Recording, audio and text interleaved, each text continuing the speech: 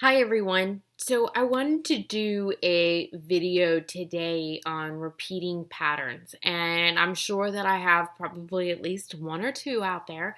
But this time I wanted to talk about how it is that we can start to actually change them. Like, how do you actually start to do something about it, right? Because these repeating patterns, these repeating dynamics, the repeating of your reaction and behaviors and the way you interact with others is often something that carries through. I mean, we know that a lot of times it will mimic family of origin relationships. It will show up in your career and in your job relationships. It shows up in repeating patterns with friends all the time.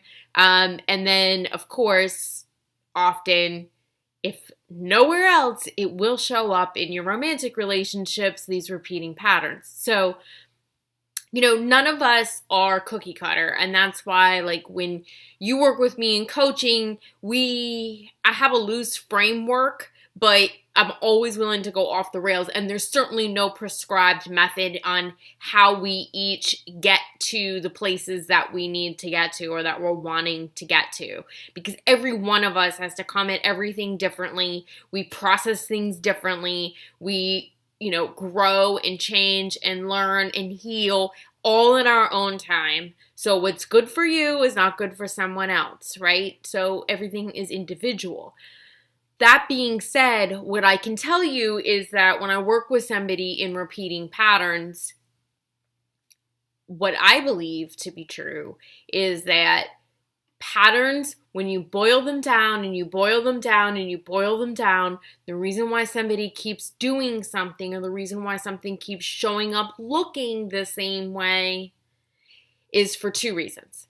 I think that, first of all, it's often because we or a person is trying to protect themselves. There's a survival instinct that is saying, you are causing some sort of fear in me. And so I want to protect myself from being hurt, from being shamed, from being embarrassed, from being abandoned. Whatever that is, you're afraid of these things, which are no bueno, they're negative, right? And you want to protect yourself from them. So that may show up and look in a whole host of different ways, but if you boil down and you keep going and keep going and you keep going, it comes to the idea that you're trying to protect yourself and you're trying to keep yourself safe. Survival instinct, it shows up in all kinds of ways. I think the other real root reason that almost all patterns can get boiled down to is the seeking of a connection for yourself to love. And so that may be that you are not experiencing a knowing, a connection that you are loved. People love you. Love comes to you. It's already there for you. You're not feeling loved. On some level, somewhere inside, you are seeking to fill that hole or create a connection where there's a disconnect. And for many people, right, that shows up, again, also looking all kinds of different ways. So maybe you are chasing that by repeating a pattern in professional growth, or maybe that pattern is repeating in how you manage your finances, or maybe that pattern is repeating in the way that you're adapting socially and with friends. Maybe that is repeating in the way that you are having relationships, and maybe it's showing up in all those ways. And more than likely, you are repeating patterns from both sides, from both the protection side and the, for lack of a better term, a sense of emptiness, a sense of disconnect, which is often to where, people will try all these sort of cognitive learning tools, creating new neural pathways, and that stuff can work. I'm not saying that it can't. What I believe is that until you really get to the core and you identify exactly how that core is showing up for you, why it's showing up for you, and work with it from that place, though, you're just going to shift the way that core belief keeps looking. So, for some people, it's the way that an addiction shifts, right? Like you go from being somebody who was a total and complete workaholic and trying to chase outside validation, which boiled down, comes to feeling loved, right? A connection to love for yourself, not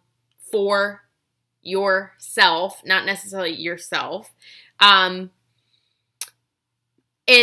you may realize that that's become really destructive or found yourself getting into these really bad patterns and habits. And so you shift it into what you think is like super healthy. And now you're like, going on a super strict regimen of how you eat and going to the gym. And so all you've done now is shift all your focus. And I'm not saying there's anything wrong with that. I mean, obviously it's a healthy alternative, perhaps, but you can take it too far.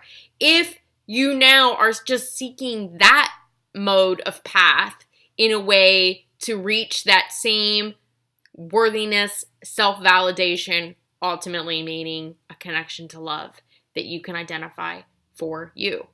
So these are the two real root cause reasons. And so I ask you to start for yourself and help to look at which of your patterns do you feel most like you want to break and challenge right now? And which one of these roots, if you're really honest and you keep digging down, which one of these is really the right one for you to look at and to address?